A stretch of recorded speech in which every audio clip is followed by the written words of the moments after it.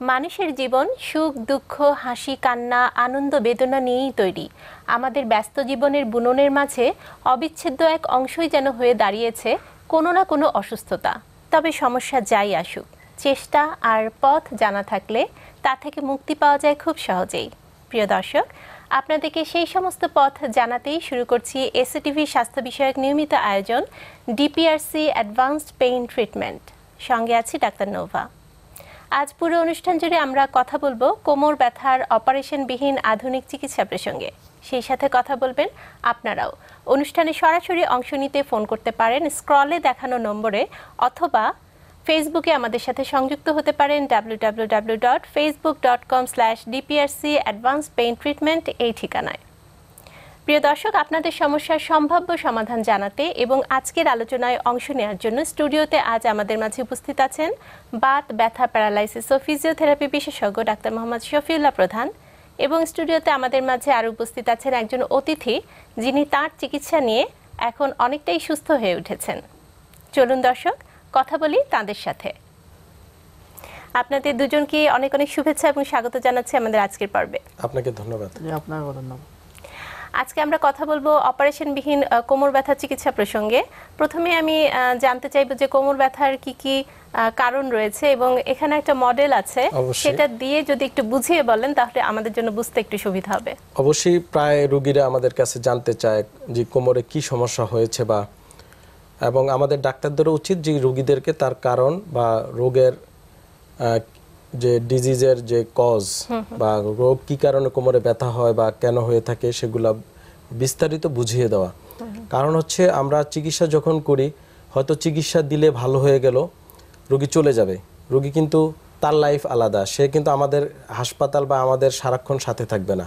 তাকে যদি আমরা বুঝিয়ে দিতে পারি যে হ্যাঁ আপনার এই কারণে কোমরের সমস্যাটা হয়েছে, তাহলে কিন্তু রোগী নিজের থেকেই ম্যানেজ করতে পারবে। আমাদের আর তাকে ওইভাবে আলাদা কোনো করতে হবে না, শুধু নিয়ম কানুনগুলো বুঝিয়ে দেওয়া। যাই হোক, কোমর ব্যথা এটা একটা কোমরের একটা রেপ্লিকা বা আমরা একটা মডেল নিয়ে এসেছি এখানে আমি। এটা কোমরের হাড়ের অংশ, সবচেয়ে বেশি মেরুদণ্ডের যে সমস্যা এই অংশে। এটা হচ্ছে লাম্বার স্পাইন, যেটা কোমরে থাকে, এবং এইটা হচ্ছে আমাদের যে হিপ বোন, পেলভিস এর পিছনে যে থাকে স্যাক্রাম এবং কক্সিস এই অংশটা। এটা উপরে একেবারে মাথা থেকে এখানে পিঠ হয়ে উপরে শিরদাঁড়াটা আছে। এই কোমরের সবচেয়ে যে রোগীগুলো আমরা প্র্যাকটিসে প্রতিদিন পেয়ে থাকি, এই দুই হাড়ের মাঝখানে যে ডিস্ক থাকে, এটা হচ্ছে ইন্টারভার্টেব্রাল ডিস্ক। এই ডিস্ক প্রোলাপস হয়, এটা হচ্ছে সেকেন্ডারি কার্টিলেজ, মানে এক প্রকারের নরম হাড়। এটা হাড়ও না আবার মাংসও না, দুইটার মাঝামাঝি নরম হাড়। এবং এই ডিস্কটার মাঝখানে, এটা তো চারপাশে গোল চাকতির মুক্ত, মাঝখানে ভিতরে জেলি টাইপ সাবস্টেন্স থাকে, কিছুটা আটার কাইয়ের মতো, বা আমরা যদি আটার দলা তৈরি করি যখন বা রুটি বানাতে গেলে অ্যাজ লাইক নরম সাবস্টেন্স থাকবে এটার ভিতরে। আর দু হাড়ের মাঝখানে এই ডিস্কটা দেওয়ার উদ্দেশ্যই আমাদের শরীরের ওজন ক্যারি করা, যেন এই নরম হাড়ে এসে সেখানে শক অ্যাবজর্বার হিসেবে কাজ করে। যদি দু হাড়ের মাঝখানে ডিস্ক না দেওয়া থাকতো, তাহলে কিন্তু আমাদের কেউ আমরা সামনে ঝুঁকতে পারতাম না বা মুভমেন্ট করতে পারতাম না, ব্যাম্বোর মতো বা বাঁশের মতো দাঁড়িয়ে থাকতে হতো সবাইকে। তো আল্লাহ পাক আমাদের মেরুদণ্ড এমনভাবে তৈরি করে দিয়েছে যে মাঝখানে ডিস্ক দেওয়া আছে। এই ডিস্কের কারণে আমরা কিন্তু মুভমেন্ট করতে পারি, সাজে যে যেটা কিন্তু আমরা নাড়াতে পারি, দুদিকে আমরা ডানে বামে মুভমেন্ট করা যায় স্পাইন। এই ডিস্কগুলোই বেশিরভাগ মেকানিক্যাল সমস্যার কারণে প্রলাপস হয়, যেটা এখানে লাল বের হয়ে আসছে, এটা ভিতর থেকে জেলি বের হয়ে এসে এই যে স্পাইনাল কর্ড আছে হলুদ যেটা দেখতে, এটাতে এসে কম্প্রেশন করে। এই কর্ডগুলা কিন্তু কোমর থেকে পায়ের দিকে চলে যায়।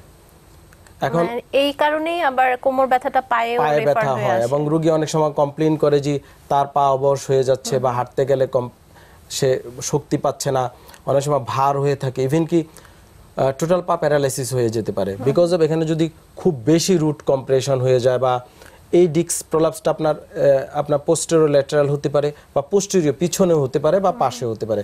যদি পিছনে হয় তাহলে স্পাইনাল কর্ডের উপরে সে সম্পূর্ণ কম্প্রেস করবে, তখন কিন্তু কর্ড আইকুইনা সিনড্রোম বলি আমরা ডাক্তারি ভাষা, যে সে প্রস্রাব পায়খানা ধরে রাখতে পারবে না, অটোমেটিক হয়ে যাবে, তার নিচের অংশ টোটালি প্যারালাইসিস হয়ে যাবে, মেডিকেল ইমার্জেন্সি হতে পারে। কিন্তু বেশিরভাগ ক্ষেত্রে রোগীদের যেটা হয় যে আপনার কোমর ব্যথা হবে শুরুতেই, যদি ডিস্কটা প্রলাপস হয় পিছনে, কোমর ব্যথা হয়ে যাবে। তো আমি একটু আরো বুঝিয়ে দিই, যেটা রোগীদের বুঝতে আরো সুবিধা হবে। ডিস্ক প্রলাপস হওয়ার কারণটা কি, কেন হয়, প্রায় আমরা রুগী পেয়ে থাকি। আমার যে আজকে যে রুগী আসছে আমাদের এখানে লাইভে, ওনারও একই সমস্যা, উনিও ডিস্ক প্রলাপসে ভুগছেন। এই বিষয়টা নিয়ে আমরা আসলে বিস্তারিত কথা বলবো, পার্টিকুলারলি আমাদের সাথে যিনি আছেন তার সাথেও কথা বলবো। একটা ফোন নিয়ে আসি। অবশ্যই। হ্যালো, আসসালামু আলাইকুম দর্শক, কে বলছেন, কোথা থেকে বলছেন? আমি দিনা বলছি কুষ্টিয়া থেকে। জি আমার বয়স 30। জি। আমার সমস্যা হচ্ছে যে আমার পিঠে ব্যথা করতো। হ্যালো, জি আমরা শুনতে পাচ্ছি। পিঠে ব্যথা করতো, তারপর ডাক্তার দেখানোর পরে ডাক্তার এক্সরে দেওয়ার পরে এক্সরেতে ধরা পড়ছে যে লোডোরোসিস, সার্ভিক্যাল লোডোরোসিস। এটা হচ্ছে ঘাড়ে ব্যথার জন্য। হ্যাঁ হ্যাঁ। আর এক্সরে রিপোর্ট কার্ড দেখে ডাক্তার সাহেব বলছেন যে হচ্ছে অস্টিওপোরোসিস। আপনার বয়স কত? আমার বয়স 30। 30 বছর। আচ্ছা, আপনার কোনো অপারেশন আছে যে জরায়ু ফেলে দিয়েছেন? না না না না, ওই ধরনের এই জাতীয় কোনো অপারেশন নাই। তবে আমার হলো সিজার করে বাচ্চা হয়। আচ্ছা, আপনার এখন সমস্যাটা কি? আপনার সমস্যাটা কি? আপনার কি সমস্যা হচ্ছে এখন? শারীরিক কি সমস্যা? আমার সমস্যা হচ্ছে যে ব্যথা ঘাড়ে ব্যথা। করে। আপনার কি ঘাড়ে ব্যথা না কোমরে ব্যথা? ঘাড়ে ব্যথা এবং পিঠের দিকে ব্যথা। আচ্ছা দর্শক, কবজিতে ব্যথা। জি জি, একেবারে কমন সমস্যা, আমি উত্তর দিচ্ছি। দর্শক আমাদের সাথে থাকুন, আমরা আপনার প্রশ্নের উত্তর দিচ্ছি। অবশ্যই ওনার এটা এই ঘাড়ের যে সমস্যাটা, এটা আমি উত্তর দিয়ে আসি। প্রথম হচ্ছে একজন ডাক্তার বলেছে লর্ডোসিস, মানে হচ্ছে, আমি লর্ডোসিসটা একটু বুঝাই। What is lordosis? এইটা হচ্ছে যেমন কোমর বা ঘাটও সেম, আমাদের ঘাটটাও কিন্তু সামনে উত্তল, এটা কিন্তু পেটের অংশ বা সামনের অংশ, এটা পিছনের অংশ। এই যে কার্ভেচারটা, এটা সাধারণত এভাবে থাকবে। হ্যাঁ, এভাবে থাকবে। এটা যদি সামনে ঝুঁকে যায়, যদি স্পাইনটা স্ট্রেট হয়ে যায়, সেটা আমরা বলি কাইফোসিস। আর যদি অতিরিক্ত পিছনে চলে আসে, দিস ইজ লর্ডোসিস। লর্ডোসিস এটা এই জন্যই বলা হয় লর্ডের মতন, মানে হাঁটাটা মানে অনেক পিছনে বেশি চলে যায়, পিছনের দিকে থাকবে এবং হাঁটাটা এটা যদি লর্ডের মতো পাশে হয়। বাঁকে, অনেক সময় অনেকের স্পাইন বেঁকে যেতে পারে, সেটা স্কোলিওসিস বলে থাকি আমরা। এগুলো হচ্ছে এক প্রকারের ডিফর্মিটি, মানে যদি সঠিক ডায়াগনোসিস না হয়, সঠিক চিকিৎসা না হয়, রোগীর এই কমপ্লিকেশনগুলো সেকেন্ডারি আসতে পারে।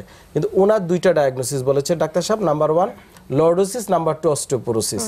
অস্টিওপোরোসিস হওয়ার প্রশ্নই ওঠে না। প্রথম কথা হচ্ছে ওনার যে এইজ 30 বছর বয়সে সাধারণত অস্টিওপোরোসিস বাংলাদেশে না, পৃথিবীর কোথাও হয় না।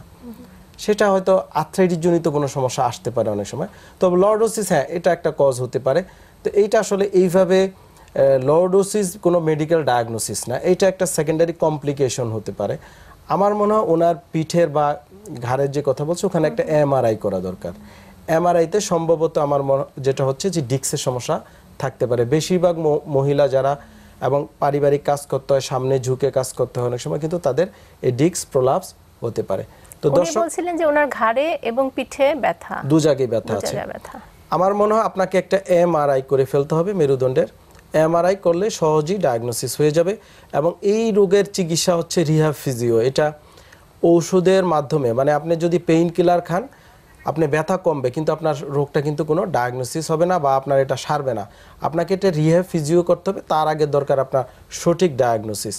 আর এখন আপনাকে বলবো, আপনি সামনে ঝুঁকে কাজ করা বন্ধ করে দেন, অথবা করলেও বেশি সময় করবেন না, বা বালিশ দুটো ব্যবহার করলে অ্যাভয়েড করতে হবে, একটা পাতলা বালিশ ব্যবহার করতে হবে। কিছুদিন আপনাকে আপাতত রেস্টে থাকতে হবে।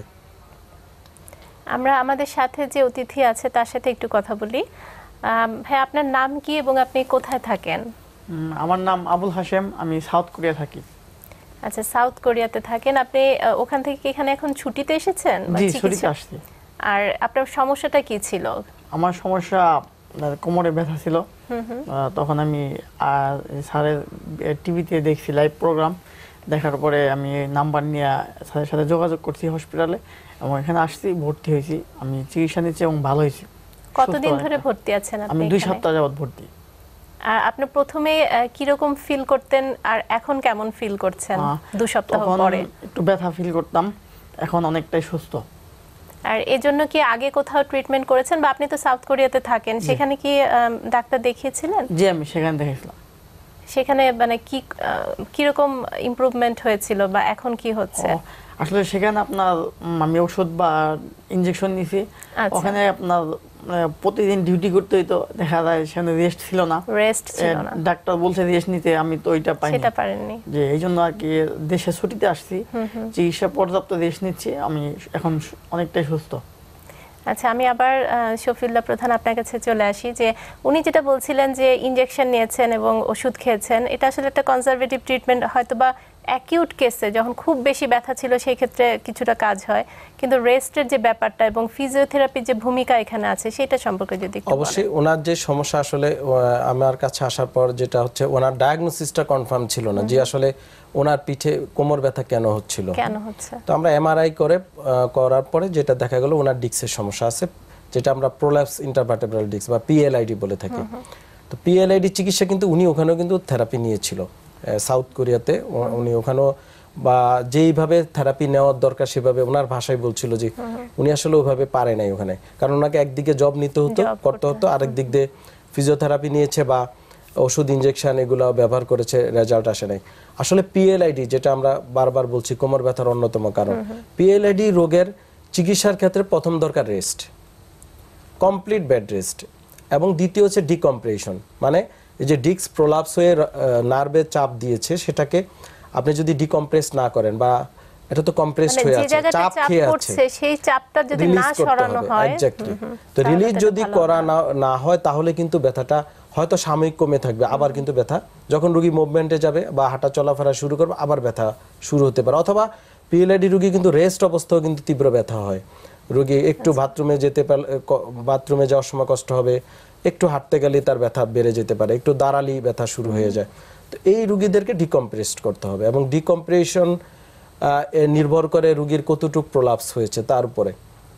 যেমন আমরা পিএলআইডির রোগী আমরা 3 ভাগে ভাগ করে থাকি রোগের যে ধরন, একটা হচ্ছে ডিস্ক বাল্জ। ডিস্ক বাল্জ মানে সেক্ষেত্রে ভিতরে যে জেলি থাকে নিউক্লিয়াস পালপোসাস, সেটা কিন্তু বের হয়ে আসে না, সেটা হচ্ছে অ্যানুলাস ফাইব্রোসাসটাকে সে বেলুনের মতো ফুলিয়ে তুলে, বেলুন যেমন আমরা বাতাস দিলে ফুলে যায়, অ্যাজ লাইক ফুলে যায়, ফুলে নার্ভকে চাপ দেয়, চাপ দেওয়াতে সে পেইন অনুভব করে, দিস ইজ বালজিং। এইটা, এবং আরেকটা হচ্ছে ডিস্ক কিছুটা প্রোট্রুশন হতে পারে, বের হয়ে আসতে পারে, আমি যে একটু আগে দেখালাম যে একটু লাল হয়ে গিয়েছে বা বের হয়ে আসছে, সেই ক্ষেত্রেও কিন্তু ডিস্ক প্রোট্রুশন বলে। আরেকটা হচ্ছে টোটাল জেলি ভিতর থেকে বের হয়ে নার্ভকে টোটালি কম্প্রেশন করে ফেলতে পারে, এবং যে স্পাইনাল ক্যানেল থাকে ক্যানেলে ডিস্ক টোটালি জেলি বের হয়ে যে স্টোনোসিস করে ফেলতে পারে, যেটা স্পাইনাল ক্যানেল স্টোনোসিস বলি আমরা, চিকন হয়ে যায়, হ্যাঁ চিকন করে ফেলতে পারে বা নার্ভকে টোটালি ব্লক করে ফেলতে পারে, সেই কারণে আরো বেশি ব্যথা হয়। আমাদের সাথে একজন দর্শক আছেন, আমরা ফোনটি নিয়ে আসি। অবশ্যই। হ্যালো, আসসালামু আলাইকুম দর্শক, কে আছেন আমাদের সাথে? ওয়ালাইকুম আসসালাম। জি, টেলিভিশনের ভলিউম কমিয়ে আমাদের সাথে কথা বলুন। বলুন। সঙ্গীত থেকে হেদায়েত বলছিলাম আমি। জি জি হেদায়েত সাহেব, আমরা শুনতে পাচ্ছি, আপনার সমস্যা বলুন। স্যার, আমি 6 মাস যাবত আমি মেরুদণ্ডের হাড্ডি ভেঙে গেছিল। আপনার টিভিটা ভলিউমটা বন্ধ করেন, আপনার তো টিভির কথা শুনলে তো দেরি হয়ে যাবে। আপনার প্রশ্ন বলুন, আরো তো দর্শক আছে, দ্রুত বলুন। ওকে স্যার, বন্ধ আছে। আমার এই মেরুদণ্ডের হাড্ডি ভেঙে 6 মাস যাবত। জি। অপারেশন করছিলাম ঢাকা মেডিকেল এক ডাক্তারের কাছ থেকে। এখন অপারেশন করছে, কিন্তু এখন তো আমার ডাইন হাতে ডাইন পায়ে কোনো শক্তি নাই, কিন্তু বাম হাতে বাম পায়ে আছে শক্তি। অপারেশনটা কোথায় হয়েছিল, ঘাড়ে নাকি পিঠে? হ্যাঁ, ঘাড়ে ভাঙছিল, ঘাড়ের থেকে। আচ্ছা আচ্ছা, আপনি হাঁটতে পারেন এখন? এখন হাঁটতে পারি কোনো মতো, মানে বেশি হাঁটলে ডাইন পাটা চলে না আর কি, বেশি উঠে না। আচ্ছা, এখন কি জানতে চাচ্ছেন আমার কাছে? এখন স্যার আমি দেখতেছি যে আমি স্বাভাবিকভাবে সুস্থ হওয়ার জন্য কেমনে কি করা লাগে, কি করবো, এই জন্য বিষয় জানার জন্য। কোমর শক্তি পাইতেছে না, কোমর শক্তি নাই। ওকে, আমি উত্তর দিচ্ছি, ধন্যবাদ আপনাকে। দর্শক আমাদের সাথে থাকুন, আমরা আপনার প্রশ্নের উত্তর নিয়ে আসব। আমরা প্রশ্নের উত্তরটি একটা বিরতি থেকে ফিরে তারপরে দিচ্ছি। প্রিয় দর্শক, ডিপিআরসি অ্যাডভান্স পেইন ট্রিটমেন্ট অনুষ্ঠান থেকে এবারে নিচ্ছি ছোট্ট একটা বিরতি, ফিরছি কিছুক্ষণের মধ্যে, আমাদের সাথেই থাকুন।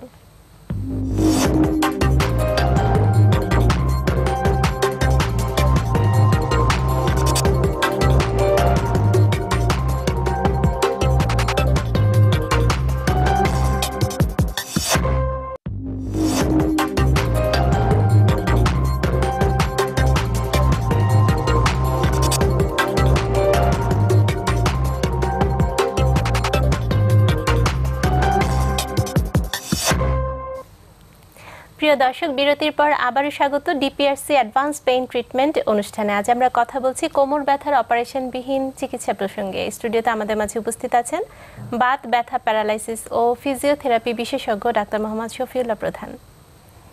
বিরতির আগে একজন দর্শক প্রশ্ন করেছিলেন, তার প্রশ্নের উত্তরটা দিয়ে শুরু করব। জি, ওনার স্পাইনাল কর্ড ইনজুরি হয়েছিল ঘাড়ে, তো তার থেকে অপারেশনের পর এখন এক পাশ এখনো তার প্যারালাইসিস।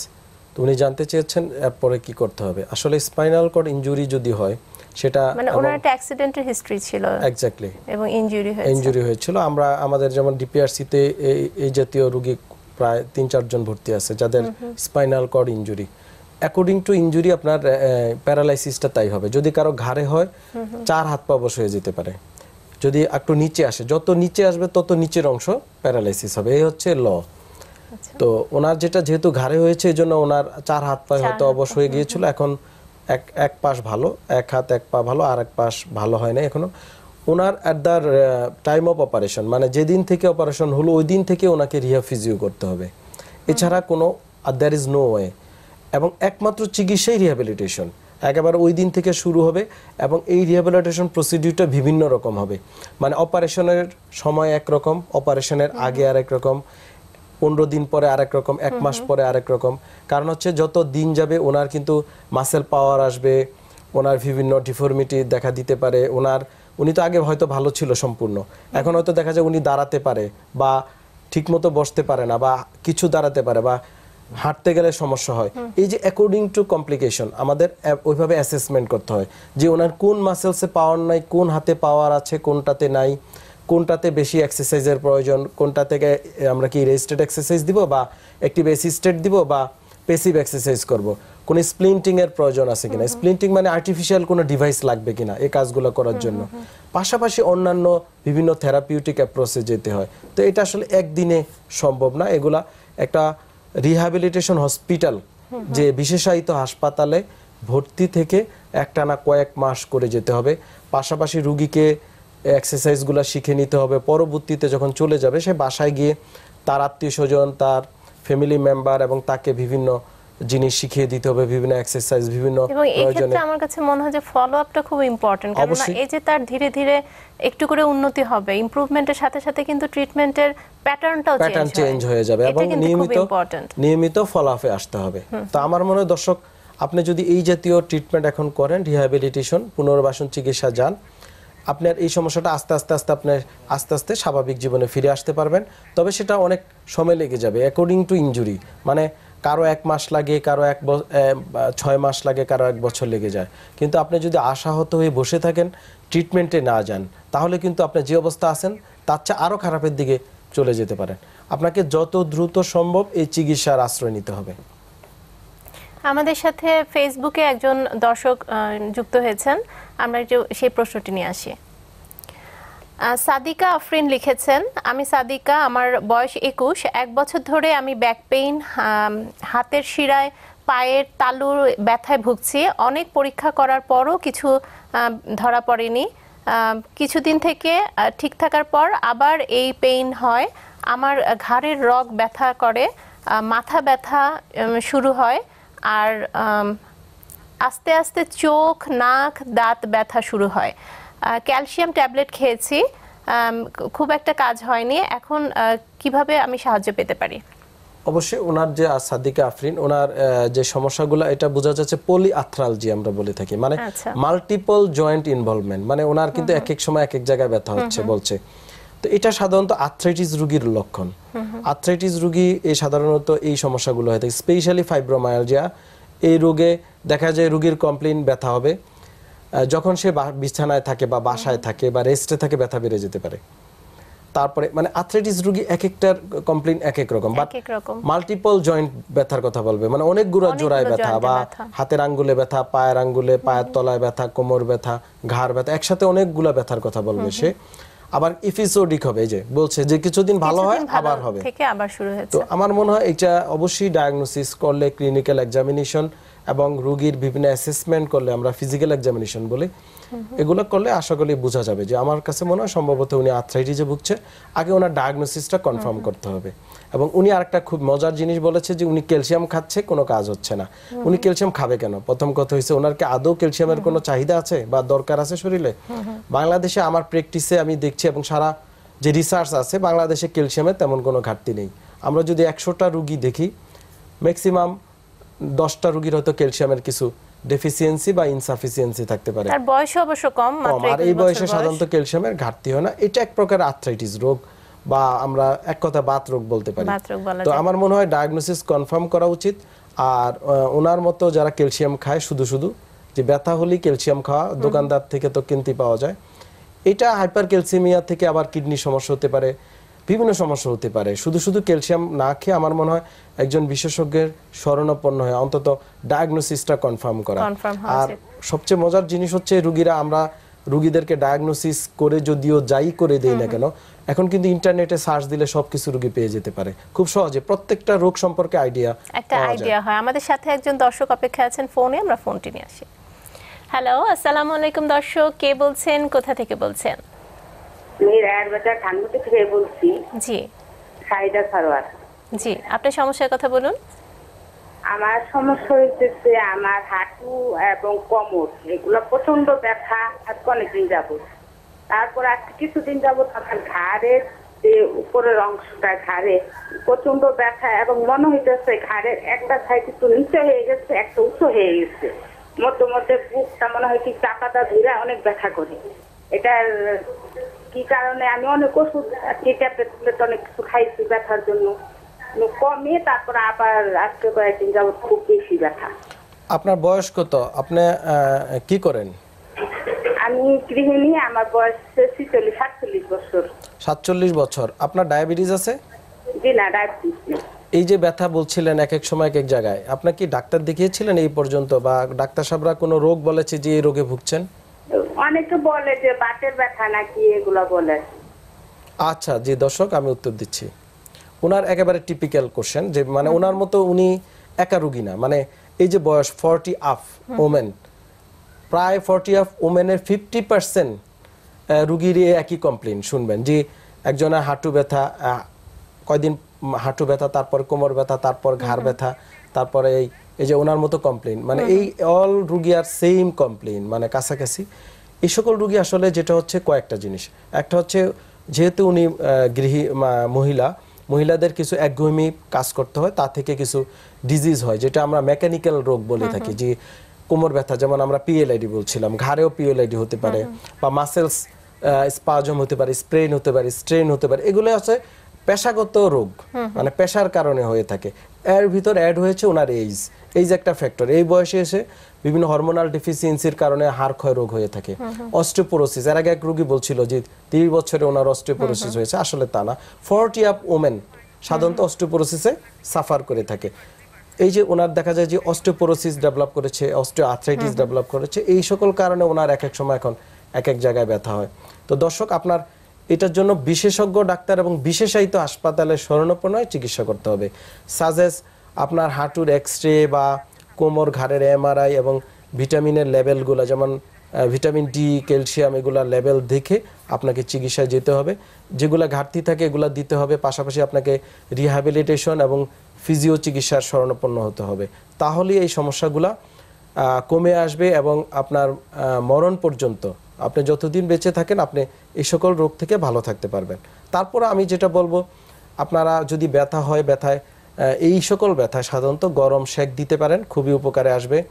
নিয়মিত হাঁটতে পারেন যদি ব্যথা না থাকে, এবং স্বাভাবিক হাঁটা, এই সকল অভ্যাস করে ফেলতে হবে। তাহলে দেখা যায় অনেকাংশেই ব্যথা নিয়ন্ত্রণে থাকবে। আচ্ছা, আমাদের সাথে যে নিয়ে আছেন হাশেম ভাই, আপনার কাছে আমি আসছি যে ওখানে যে ট্রিটমেন্টটা বলেছিলেন আপনি, ওখানে কি ভর্তি হওয়ার কোনো অপশন ছিল, বা আপনার কাছে মনে হচ্ছে যে ভর্তি হয়ে যে রেস্ট নিচ্ছেন এটাতে বেশি ইমপ্রুভমেন্ট হচ্ছে? এই যে পার্থক্যটা যদি আমাদেরকে একটু বলেন, ওখানের সাথে আমাদের এখানের এই দেশের পার্থক্য। ওইখানে ভর্তি হইতে বলে নাই, আমরা জাস্ট ইনজেকশন, থেরাপি, ওষুধ এইসবই দিছে। আর আমার ওখানে ভর্তি হইতে বলে নাই। আর এখানে যে কারণে আপনার রেস্টটা হয় নাই? জি, রেস্ট হয় নাই। আচ্ছা, আমি আবার শফিউল্লাহ প্রধান আপনার কাছে আসি। এই যে ট্রিটমেন্টের যে প্যাটার্ন, পার্টিকুলারলি অনেকগুলো কম্বিনেশন এখানে দরকার, যেটা হচ্ছে যে থেরাপিউটিক এক্সারসাইজ দরকার, পাশাপাশি কিছু ইনস্ট্রুমেন্টাল যে অ্যাপ্লিকেশন সেটার দরকার, এই বিষয়টা যদি একটু বুঝিয়ে বলেন। অবশ্যই এটা নির্ভর করে ডাক্তারের উপরে, মানে বিশেষজ্ঞ ডাক্তার এই ডিসিশনটা নেবে যে তার রোগীর ক্ষেত্রে সে কি করবে। এক এক রোগীর এক এক রকম চিকিৎসা পদ্ধতি। যেমন আপনার উনি যে চিকিৎসা নিয়েছে ওখানে হয়তো তারা পেইন কিলার ইনজেকশন দিয়েছে, পাশাপাশি আউটডোর থেরাপি দিত, তা অপর্যাপ্ত। প্রথম কথা হচ্ছে এটা, এবং পাশাপাশি যেটা হচ্ছে ওনাকে সিমটোমেটিক চিকিৎসা দেওয়া হয়েছে, মানে ওনার ব্যথা হয়েছে, ব্যথার ইনজেকশন, ব্যথার ওষুধ বা ব্যথার জন্য কিছু থেরাপি দিয়ে দিল, সাময়িকভাবে ব্যথাটা কমে গেল। ওনাকে যে স্পেসিফিক ডায়াগনোসিস করতে হবে যে ওনার আসলে ব্যথাটা কেন হচ্ছে। মানে মূল রোগে যদি আমি না হাত দেই তাহলে শুধু শুধু আপনি এই ব্যথার ওষুধ খেয়ে তো ব্যথা এমনি কমবে, এটা সবাই জানে। জ্বর হলে প্যারাসিটামল খেতে হবে, সবাই জানে, কিন্তু এটা কি ডেঙ্গু জ্বর বা ফাইলেরিয়া বা কি ম্যালেরিয়া সেটা বিশেষজ্ঞ ডাক্তার বলতে পারবে, ওই অনুযায়ী তাকে চিকিৎসা যেতে হবে। তো ওনাকে হয়তো এই জাতীয় চিকিৎসা দিয়েছে। পাশাপাশি অনেক সময় ভাষাগত ব্যাপার থাকে, সাউথ কোরিয়া তো ওদের ল্যাঙ্গুয়েজ আরেকটা, ওরা হয়তো বুঝতেও পারে না যে এটা রোগী কি বলছে, এবং ডায়াগনোসিসের একটা ব্যাপার থাকে। আমাদের দেশে যারা ওখানে থাকে তাদের ওই অত আপনার সময় হয়ে ওঠে না, বা পর্যাপ্ত এখানে এক্সপেন্ডিচারের একটা ব্যাপার আছে। আমাদের চিকিৎসার যে ব্যয়, ওখানকার ব্যয় অনেক গুণ বেশি, এটা রোগী ভালো জানে। এবং ওখানে মানে খরচটা অনেক বেশি, পার্টিকুলারলি ফিজিওথেরাপির ক্ষেত্রে কিন্তু আমি শুনেছি যে বাইরে কিন্তু অনেক বেশি খরচ চার্জ করে থাকে। এবং যদি কোম্পানি সাপোর্ট না করে তাহলে কোনো লোকের ব্যক্তিগত টাকায় ওই সকল দেশে চিকিৎসা ওইভাবে নেওয়া সম্ভব না, যদি একেবারে অনেক টাকার মালিক না হয়। তো ওনাদের ক্ষেত্রে ওনারা হয়তো ওখানে গিয়েছে, ওনারা তো হয়তো সাধারণ একটা জব করে, বাংলাদেশ থেকে কষ্ট করে ওখানে কাজ করে বা বিভিন্ন জব করে, তো ওনাদের দেখা যায় যে পর্যাপ্ত ডায়াগনোসিস অনেক সময় হয় না, তো যার কারণেই এই রোগীরা সাফার করে, যার কারণে এটা হয়। আর যেমন ওনার যেটা এখন পিএলআইডি, এটা আসলে কমপ্লিট, আমি যেটা বলছিলাম ওনার চিকিৎসাটা নিয়ে আমরা আরো কথা বলবো, যে প্ল্যান অফ ট্রিটমেন্টটা কি ছিল। একটা ফোন নিয়ে আসি। অবশ্যই। হ্যালো, আসসালামু আলাইকুম দর্শক, কে বলছেন, কোথা থেকে বলছেন? হ্যালো, আসসালামু আলাইকুম। আমি ওয়ালাইকুম সালাম। ফেনী দাগনভূঞা থেকে বলতেছি। জি, আপনার সমস্যার কথা বলুন। জি, আমার কাকা একটা ওই ছোটবেলা টাইফয়েড হয়েছিল, তো টাইফয়েডের কারণে এই পরে সুস্থ হয়ে গেছিল। সুস্থ হয়ে যাওয়ার পরে আস্তে আস্তে ধীরে ধীরে কোমরের ব্যথাটা বাড়ি গেছে। এখন উনি সোজা হয়ে আপনার দাঁড়াইতেও পারে না, বসতেও পারে না। উনি কি হয় আপনার? দর্শক, রোগী কি হয় আপনার? রোগী আমার কাকা হয়। উনি আছে আপনার পাশে আছে? হ্যালো, হ্যাঁ, রোগী কি আপনার সাথে আছে, কথা বলতে পারবে? পারবে। দেন ওনাকে দেন, দেন ওনাকে দেন, কথা বলি।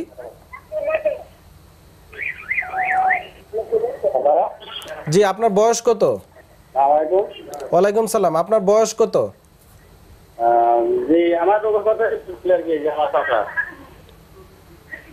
জি, আপনি কে বলছেন? রুগী বলছেন?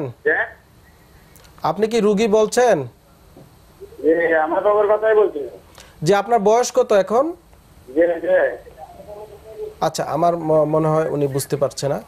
আপনার দর্শক, আপনার সমস্যাটার কথা আমাদেরকে বলুন, আপনার সমস্যাটা কি এখন?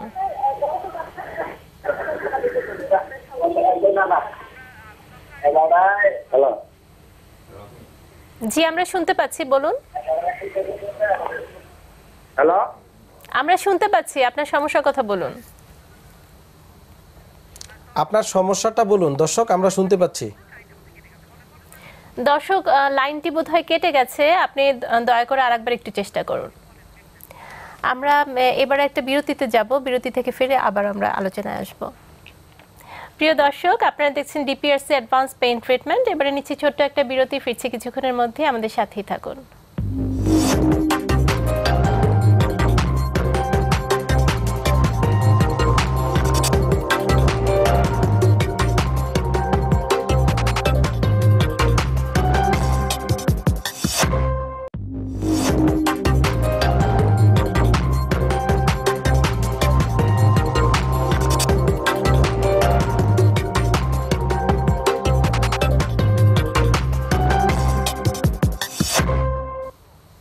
প্রিয় দর্শক, বিরতির পর আবারও স্বাগত ডিপিআরসি অ্যাডভান্সড পেইন ট্রিটমেন্ট অনুষ্ঠানে। আজ আমরা কথা বলছি কোমর ব্যথার অপারেশনবিহীন আধুনিক চিকিৎসা প্রসঙ্গে। স্টুডিওতে আমাদের মাঝে উপস্থিত আছেন বাত ব্যথা, প্যারালাইসিস ও ফিজিওথেরাপি বিশেষজ্ঞ ডাক্তার মোহাম্মদ শফিউল্লাহ প্রধান। আমরা বিরতির আগে কথা বলছিলাম যে বিভিন্ন ধরনের কারণ এবং কিভাবে চিকিৎসা করা হয়। আমাদের সাথে যিনি অতিথি আছেন, ওনার ট্রিটমেন্টটা কিভাবে করা হয়েছে, টোটাল প্ল্যান অফ ট্রিটমেন্ট, এবং এর পরবর্তীতে উনি যেহেতু বিদেশে থাকেন, অন্য দেশে থাকেন, এখান থেকে চলে যাবেন, পরবর্তীতে উনি কি করবেন ওখানে যে? অবশ্যই আসলে ওনার যে সমস্যা, ওনার কিছুটা পেশাগত সমস্যা হয়েছে, যে ওনার দাঁড়িয়ে কাজ করতে হয়, যদিও লাইট ওয়ার্ক, কিন্তু প্রলং যে কোনো টাইম তাকে দাঁড়িয়ে কাজ করতে হয়। যে কোনো অ্যাক্টিভিটি, যেমন যদি কেউ সারাদিন কিছুই করে না, শুধু শুয়ে থাকে, 24 ঘন্টার ভিতরে 12 ঘন্টা শুয়ে থাকে, তারও ঘাড়, কোমর, পিঠে বিভিন্ন সমস্যা হবে। মানে আমরা বলি একগুইমি যে কোনো পশ্চার, ডাক্তারি ভাষা বা অবস্থান, তা থেকে শারীরিক বিভিন্ন সমস্যা হয়ে থাকে। স্পেশালি কোমরের সমস্যা হয়। এবং অনেকে আছে বসে থাকে, যে সকাল অফিস শুরু হলো সকাল 9টা বা 10টায়, সে বিকালে গিয়ে শেষ হলো, এই যে লং টাইম সে ডেস্ক জব করছে, তা থেকে কোমরের সমস্যা হয়। ওনারও একই সমস্যা, পিএলআইডি। এবং পিএলআইডি এর আগে আমি বলছি যে এটা ডিকম্প্রেসড করতে হবে। প্রথম দরকার তাকে কমপ্লিট বেড রেস্ট, সো তাকে হসপিটালাইজড হয়ে ডিকম্প্রেশন করা, মানে ওখান থেকে ডিস্কটা যে কম্প্রেস চাপ দিয়ে রাখছে, সেটাকে মেশিনের বিভিন্ন পদ্ধতির মাধ্যমে, বিভিন্ন এক্সারসাইজের মাধ্যমে আমরা আস্তে আস্তে সরিয়ে নিয়ে আসি ওখান থেকে। এবং পাশাপাশি ডিস্কটা যেন তার জায়গায় এসে সে হিলিং হয় বা ভালো হয়ে যাওয়া, শুকিয়ে যাওয়া, যাই বলি না কেন, সেটার জন্য একটা সময় দিতে হয়, যেন রোগী মুভমেন্ট না করে। আমরা অনেক সময় পাশাপাশি কোমরে বেল্ট দিয়ে দেই রোগীদের, যতদিন হাসপাতালে থাকে কোনো মুভমেন্ট করতে দেই না, শুধু একেবারে প্রয়োজন ছাড়া, হয়তো খাওয়া দাওয়া বা নামাজ পড়তে গেলে বা টয়লেট ব্যবহার করতে, যেখানে সমস্যা সেই জায়গাটাকে রেস্ট দিতে হবে। যেমন আমরা খুব সাধারণভাবে বলতে পারি, হাত ভেঙে গেলে তো প্লাস্টার করা হয়, জায়গাটাকে যেন মুভ করতে না পারে সেই ব্যবস্থাটা করা হয়। জি, আমরা ইমোবিলাইজ করা আর কি, যেন সেটা মোবিলাইজিং না হয়। ইমোবিলাইজ করলে ডিস্কটা আস্তে আস্তে তার জায়গায় চলে আসে। এবং আমরা তো পাশাপাশি বিভিন্ন যন্ত্রের মাধ্যমে বিভিন্ন রিহ্যাবিলিটেশন থেরাপি দিয়ে থাকি, যেটা আস্তে আস্তে জায়গায় চলে আসে। এবং অনেক সময় আরো বিভিন্ন কম্বাইন্ড ট্রিটমেন্ট আমরা ডিপিআরসিতে করে থাকি, ইফ নেসেসারি। আমরা অনেক সময় ড্রাই নিডলিং করি, বা লেজার দিয়ে থাকি, বা ইপিডুরাল থেরাপি, ইনজেকশন, এই জাতীয় প্রয়োজনে আমরা করে থাকি। তো এই রোগীর ক্ষেত্রে ইপিডুরালের প্রয়োজন হয়নি, রোগী এমনিতেই ডিকম্প্রেস করাতে এখন মোটামুটি সে ভালো হয়ে গিয়েছে। এখন যেটা করতে হবে, আমরা ওনাকে কিছু এক্সারসাইজ শিখাচ্ছি, ব্যাক মাসেল স্ট্রেংথেনিং এক্সারসাইজ। এখন এটা আরেকটা ইম্পর্টেন্ট, আমি প্রায় রোগী পাই ব্যাক পেইনে, পিএলআইডি রোগীকে বিভিন্ন প্রকার ফ্লেকশন এক্সারসাইজ দিয়ে দেওয়া হয়েছে, রোগী আরো খারাপ। মানে আসলে কোন রোগের ক্ষেত্রে, কোন পেইনের ক্ষেত্রে কোন এক্সারসাইজ হবে, এক্ষেত্রে তো ফ্লেকশনটা দেওয়া যাবে না। তো সেই ক্ষেত্রে কোন রোগের ক্ষেত্রে কোন এক্সারসাইজ দিতে হবে, এটা একজন বিশেষজ্ঞ ডাক্তারই সে ডিসিশন নেয়, যে আমার রোগীর এখন কোন এক্সারসাইজ দিব। তো ওনাকে আমরা specially back muscle strengthening exercise, ওটা আমরা অলরেডি করাচ্ছি। এটা ওনাকে হয়তো আরো 5-6 মাস কন্টিনিউ করতে হবে। ওখানে কাজের ক্ষেত্রে যেন এক নাগারে দাঁড়িয়ে থাকতে না হয়, মাঝে মাঝে একটু বসা বা একটু মুভমেন্ট করা, স্পাইনের যেন একটু রিল্যাক্স হয়। তো এই জাতীয় অ্যাক্টিভিটি ওনাকে আমরা শিখিয়ে দিব, যেন ওগুলো উনি করতে পারে। আশা করি এই সমস্যাটা আর ওইভাবে ফিরে আসবে না। তো এটা হচ্ছে শুধু ওনার না, যে কোনো রোগের ক্ষেত্রে বা অন্য রোগীদের ক্ষেত্রেও আমরা এডুকেশন খুব ইম্পর্টেন্ট। মানে আমরা যেই কারণে পিএলআইডি বা কোমরের সমস্যা হয়ে থাকে, সেটা যদি আমরা আইডেন্টিফাই করে দিতে পারি, যে আপনি এভাবে কাজ করবেন, কম্পিউটার ব্যবহার কিভাবে করবে, কত সময় ধরে করবে, এটা যদি উনি মেইনটেইন করেন, তাহলে আবার হওয়ার যে সম্ভাবনা, কোনো সম্ভাবনা নেই, সেটা থাকবে না, না কোনোভাবেই থাকবে না। আর অনেকেই কিন্তু জানতে চান যে দু ক্ষেত্রেই ডিস্ক বের হয়ে আসে, যেটা হচ্ছে যে ডিস্ক প্রোলাপস, আর একটা আছে ডিস্ক হার্নিয়েশন। এই দুটো কি আসলে? এটা অবশ্যই এটাও একটা মজার জিনিস। আমাকে প্রায় বিভিন্ন সোশ্যাল মিডিয়াতে রোগীরা কোশ্চেন করে থাকে যে স্যার ডিস্ক প্রোলাপস এবং ডিস্ক হার্নিয়েশনটা কি। এটার এই কোশ্চেনের কারণটা কি আমি সেটা বলছি। কোশ্চেনের কারণ হচ্ছে, হয়তো রোগী কোনো ডাক্তারের কাছে গিয়েছে, উনি বলেছে আপনার ডিস্ক প্রোলাপস হয়েছে, আরেক ডাক্তারের কাছে গিয়েছে, উনি বলেছে ডিস্ক হার্নিয়েশন হয়েছে। দুইটা একই জিনিস, মানে একটা মানুষের যেমন দুটো নাম থাকতে পারে, অ্যাজ লাইক দুইটাই একই সমস্যা। মানে ডিস্ক হার্নিয়েশনও যেই সমস্যা, ডিস্ক প্রোলাপসটাও একই সমস্যা। হার্নিয়েশন মানে কি? স্থানচ্যুতি হওয়া, মানে যে জায়গায় থাকার কথা সেখান থেকে সরে যাওয়া। প্রোলাপস মানে কি? প্রোলাপস বাংলা অর্থ কিন্তু স্থানচ্যুতি হওয়া। তাহলে দুইটা একই জিনিস। সেটা কয়েকটা হতে পারে টার্ম। একটা হচ্ছে ডিস্ক বাল্জ, ডিস্ক প্রোট্রিউশন, ডিস্ক এক্সট্রিউশন, যেটা আমি এর আগে কয়েকবারই বলেছি। ডিস্ক বাল্জ এবং ডিস্ক প্রোট্রিউশন দুইটাই কিন্তু আমরা অপারেশন বিহীন কনজারভেটিভ চিকিৎসায় সমাধান করা সম্ভব।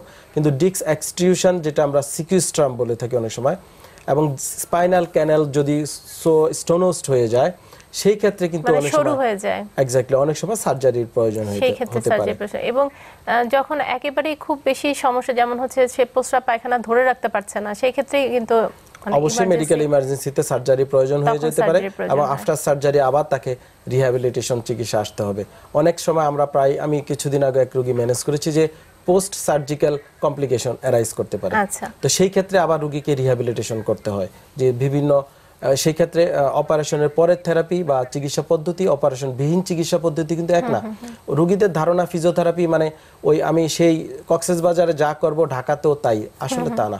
ডাক্তার টু ডাক্তার ভেরি করবে। যেমন উনি কিন্তু সাউথ কোরিয়াতে ফিজিওথেরাপি নিয়েছে, ওই থেরাপির সাথে আমাদের তেমন দু একটা আইটেম হয়তো মিল থাকতে পারে, কিন্তু অল আর নট সেম। এটা উনি নিজেই বলতে পারবে যে এই জাতীয় মানে সব জায়গায় ফিজিওথেরাপির চিকিৎসা বা যে কোনো চিকিৎসা যে এক হবে তা কিন্তু না। এটা কোনো প্রোডাক্ট না, this is a medical science.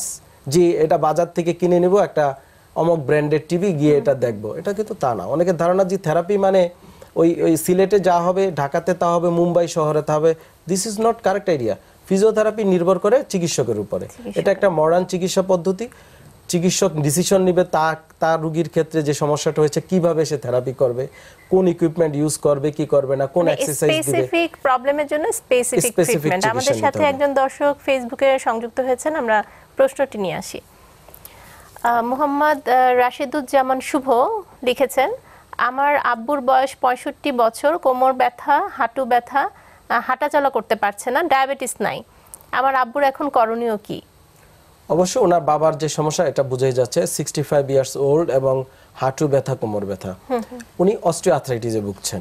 মানে এটা মানে আমার দীর্ঘদিন অভিজ্ঞতা, যেটা ক্লিয়ার বোঝা যায় এই বয়সে এইজের একটা যে সম্পর্ক আছে এবং ক্লিনিক্যালি উনি যে কথা বলছে, ওনার বাবা হাড় ও জোড়া ক্ষয়জনিত সমস্যা ভুগছেন।